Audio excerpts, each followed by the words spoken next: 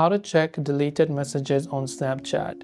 Now, Snapchat was built for privacy reasons, and once the message has been deleted, you cannot restore them whatever you do. Even after you have viewed the message is going to disappear forever. But if the chat or the message was really important to you, then you can try requesting your data from Snapchat themselves.